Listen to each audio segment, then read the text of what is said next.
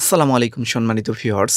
অনেকেই আমার কাছে প্রশ্ন করতেছে বর্তমান কুয়েতের ভিসা সংক্রান্ত ইস্যুগুলো নিয়ে। তো যে বিষয়টি বলতেছিলাম, আপনারা আমাকে অনেকেই প্রশ্ন করতেছেন যে কুয়েতের বর্তমান ভিসা বের হচ্ছে কেমন? লামানা পারমিট উঠে গেছে কিনা? কুয়েতের ভিসার দাম আগের চাইতে কমছে কিনা? প্রত্যেকটা বিষয় নিয়ে আপনারা পুঙ্খানুপুঙ্খভাবে প্রশ্ন করতেছেন। ১ নাম্বারে যে বিষয়টি বলব সেটা হলো লামানা পারমিটের ক্ষেত্রে। লামানা পারমিটের ক্ষেত্রে অনেকেই আমার কাছে বলতেছে যে, "জাহিদ ভাই, লামানা পারমিট তো উঠে গেছে, ভিসার দাম কমতেছে না কেন?" আসলেই কি লামানা পারমিট উঠে গেছে? এই বিষয়টি ভালোভাবে আপনাদের বুঝতে হবে। এই বিষয়টি আমি তথ্য নিয়েছি, খোঁজখবর নিয়েছি। আসলে লামানা পারমিট কিছু ক্ষেত্রে, কিছু ক্ষেত্রে দ্রুত পারমিট দিয়ে দেওয়া হচ্ছে। লামানা পারমিট সরাসরি উঠে গেছে বিষয়টা এরকম না। কিছু ক্ষেত্রে ভিসার দ্রুত পারমিট দেওয়া হচ্ছে। যার কারণে কিছু মানুষ ভিসা খুবই দ্রুত পাচ্ছে। আগের চাইতে কুয়েতের ভিসা দ্রুত পাচ্ছে। এটা সত্য। তবে লামানা পারমিট প্রপারলি উঠে গেছে এটা সত্য না। তবে উঠানোর জন্য কাজ চলতেছে এটা সত্য। যখন উঠে যাবে তখন ভিসার দাম অবশ্যই কমবে। এখন ভিসার দাম গত ৬-৭ মাসে যে ভিসার দাম ছিল তার চাইতে কিন্তু একটু কমেছে। ভিসা কিন্তু এখন কুয়েত থেকে আগের তুলনায় অনেক বেশি বের হচ্ছে। অনেকেই কিন্তু কুয়েতের ভিসা এখন পাচ্ছে এবং খুব সহজেই পাচ্ছে। অনেকেই সহজে পাচ্ছে। আমি সবার কথা বলতেছি না। আর ভিসার চাহিদা তো অনেক বেশি। বাংলাদেশীরা অনেক বেশি এপ্লাই করে ভিসার জন্য। যার কারণে এখান থেকে ভিসা বের হলেও যে সংখ্যায় বের হয় তাতে খুবই অল্প মনে হয়। কিন্তু কুয়েতের আপনারা জানেন যে কুয়েত খুবই ছোট্ট একটি দেশ। বাংলাদেশের ধরেন ঢাকা বিভাগ শুধু এই একটি বিভাগের সমান একটি দেশ হলো কুয়েত। তার চাইতেও একটু ছোটই হবে হয়তো। বাংলাদেশের প্রবাসীরা কিন্তু ৩ লাখের উপরে আছে কুয়েতে এবং ইন্ডিয়া থেকে প্রায় ১২ লক্ষ প্রবাসী কুয়েতে অবস্থান করতেছে এবং অন্যান্য দেশ থেকেও আছে। তো দেখা যাচ্ছে যে এই ছোট্ট দেশে এত বেশি প্রবাসী আছে, অনেক সময় কুয়েতীদের সংখ্যার চাইতে প্রবাসীদের সংখ্যা বেশি। তো এটা বুঝতেই পারতেছেন এবং ইন্ডিয়া প্রত্যেকটা দেশের ক্ষেত্রেই প্রত্যেকটা জায়গার ক্ষেত্রে ইন্ডিয়ারা খুব সহজে আসতে পারে। যার কারণে তাদের ভিসাগুলো খুব সহজে হয়ে যায়। এভেইলেবল ইন্ডিয়ানরা চলে আসে। বাংলাদেশীদের ভিসা নানান জটিলতার কারণে হয় না। তবে এখন আগের তুলনায় বেশি হচ্ছে। যারা ভিসার জন্য এপ্লাই করতেছেন বা ভিসা খুঁজতেছেন তাদের জন্য কিন্তু সুখবরই বলা যায়। তো এরপরে আরো একটি বিষয় আপনারা জানতে চেয়েছেন যে এখন যে ভিসাগুলো বের হচ্ছে সেইগুলোর দাম কতটা নেবে এবং স্যালারি কেমন অথবা ভিসার জন্য কোথায় পাসপোর্ট জমা দেবো ইত্যাদি বিষয়ে অনেকেই প্রশ্ন করেছেন। দেখেন, দাম কিন্তু আগের চাইতে এখন যদি আপনি পাসপোর্ট জমা দেন সেক্ষেত্রে একটু কম পাবেন। কিন্তু আগে যারা পাসপোর্ট দিয়ে ফেলেছেন তারা কিন্তু ভিসার দাম এখন কম পাবেন না। যার ফলে কিন্তু আগে তো চুক্তি করেই ফেলেছেন সেই দামই কিন্তু আপনাদেরকে দিতে হবে। দাম বাড়লে বেশি নেবে কিন্তু দাম কমলে কিন্তু কেউ কম নেবে না। এটাই বাস্তবতা এবং এটাই সিস্টেম। তো এখন যারা পাসপোর্ট জমা দিচ্ছেন অনেক জায়গায় কিন্তু পাসপোর্ট জমা হচ্ছে, যেমন যারা ডেলিভারি বয় আসতে চাচ্ছেন তাদের পাসপোর্ট জমা দিতে পারেন। ক্লিনার পোস্টে যারা আসতে চাচ্ছেন তাদের পাসপোর্ট জমা দিতে পারেন। ড্রাইভিং পোস্টে যারা আসতেছেন তাদের পাসপোর্ট জমা দিতে পারেন। এছাড়াও আরও অনেক পোস্টে আছে যেগুলোতে পাসপোর্ট আপনারা এখন জমা দিতে পারেন।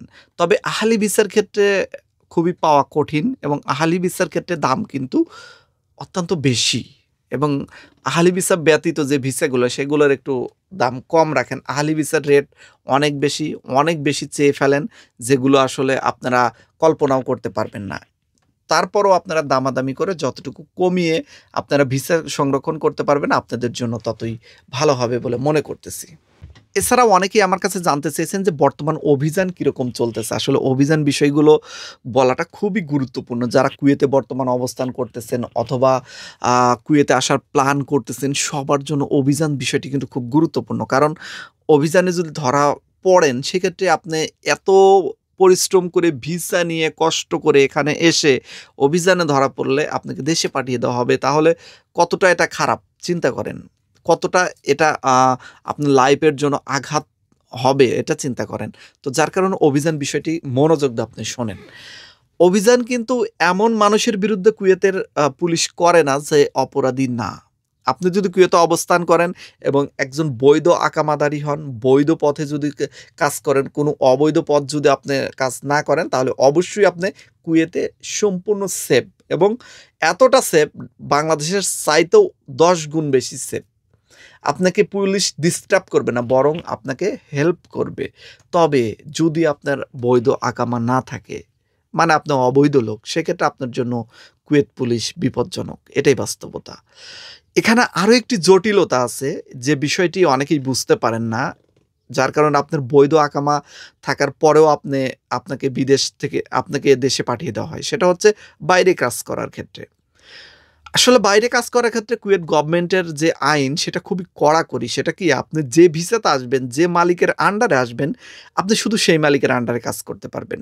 সেই মালিকের যদি ১০০টা ফ্যাক্টরি থাকে, ১০০টাতেই আপনি কাজ করতে পারবেন।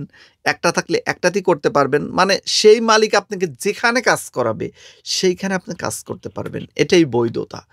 তবে সেই মালিকের আন্ডারে থেকে আপনি অন্য জায়গায় গিয়ে যদি পার্ট টাইম করেন, অন্য মালিকের আন্ডারে, সেই ক্ষেত্রে এটা অবৈধ হয়ে যায়। এটা কুয়েতের আইনে অবৈধ। তখন যদি কোনো পুলিশ আপনাকে ধরতে পারে, সেক্ষেত্রে আপনার উপর খুবই কঠিন আইন প্রয়োগ করবে, আপনাকে দেশে পাঠিয়ে দেওয়া হবে। যদিও কাজটা খুবই জঘন্যতম আমরা মনে করি, যদিও কাজটা এটা প্রবাসীদের প্রতি অন্যায় মনে করি, কিন্তু কিছু করার নাই, কুয়েতের আইনই এটা। শুধু কুয়েত না, সৌদি আরব বলেন, কুয়েত বলেন, দুবাই বলেন, একই আইন তারা। তারা এই ধরনের আইন করে রাখছে। কেন এটা করছে জানেন? ধরেন আপনি ভালো কাজ জানেন ইলেকট্রিশিয়ানের। আপনি আসছেন হচ্ছে ক্লিনার ভিসাতে। আপনি ক্লিনার ভিসাতে এসে কি করছেন? ৮ ঘন্টা ক্লিনার ভিসাতে কাজ করতেছেন আর বাইরে পার্ট টাইম হিসেবে ইলেকট্রিশিয়ানে কাজ করতেছেন। আপনি ইলেকট্রিশিয়ানের কাজে কিন্তু অনেক ডিমান্ড। তো তাহলে অল্প নরমাল ভিসাতে এসে আপনি বেশি টাকা ইনকাম করতেছেন। এটা কিন্তু কাজ করেই কিন্তু টাকা ইনকাম করতেছেন। কিন্তু এই জিনিসটা কুয়েতের গভর্নমেন্ট অ্যালাও করে না। আপনাকে যে ভিসাতে আসতে হবে সেই ভিসাতেই কাজ করতে হবে। খুবই বাজে একটা আইন আমি মনে করি। কারণ প্রত্যেকটা মানুষের এক্সট্রা যোগ্যতা থাকে। যেমন আমি এখানে এসেছি ডিপ্লোমা ইঞ্জিনিয়ারিং শেষ করে এসেছি ইলেকট্রিক্যালের উপর। তো আমি যে এখানে আসছি, আমি এখানে ড্রাইভিং করতেছি বা ড্রাইভিং কাজ করতেছি। তো আমি পাশাপাশি যদি এই কাজগুলো করি তাহলে কিন্তু এটা কিন্তু হিউজ পরিমাণ ডিমান্ড কুয়েতে আছে। তো আমার ক্ষেত্রে কিন্তু অবৈধ হবে। তবে একটি বিষয় গুরুত্বপূর্ণ, সেটা হলো আহলি ভিসার ক্ষেত্রে আপনি যদি যে কোম্পানিতে আসেন সেই কোম্পানিতে এসে যদি আ ট্রান্সফার হয়ে যেতে পারেন, সেক্ষেত্রে কিন্তু আপনার জন্য বৈধ হবে। যেমন আমি নিজেই আহলি ভিসাতে এসেছি এবং আমি অ্যা চাইলে অন্য কোনো কোম্পানিতে গিয়ে জব নিতে পারবো। আমার কোম্পানির যে মেয়াদ সেটা শেষ করে। তো এরকম যদি সুযোগ আপনারা পেতে চান, অবশ্যই আহলি ভিসাতে কিন্তু আপনাদের আসতে হবে। খোঁজ খবর নিতে হবে, একটু দাম বেশি হবে। তারপর আহলি ভিসাতে আসতে হবে। আর আকুত ভিসাতে আসলে আপনাকে যে ভিসাতে আসছেন সেখানে কাজ করতে হবে। বাইরে কাজ করতে পারবেন। অনেকেই করে, তবে এটা পুলিশের চোখ আড়াল করে বা পুলিশের চোখ ফাঁকি দিয়ে। সেটা অবশ্যই মাথায় রাখবেন। কাজ সবাই করে, তবে এটা রিস্ক নিয়ে করে। এটা নিরাপদ জায়গা খুঁজে তারপরে করে। বুঝতে পারছেন বিষয়টা আশা করি। তো আরও যদি কোনো বিষয় কুয়েত সম্পর্কে জানার থাকে অবশ্যই কমেন্ট সেকশনে কমেন্ট করুন। পরবর্তী ভিডিওতে আপনাদের কমেন্টের উত্তর দেওয়া হবে। আজকের মতো বিদায়। সবাই ভালো থাকবেন। আল্লাহ হাফেজ।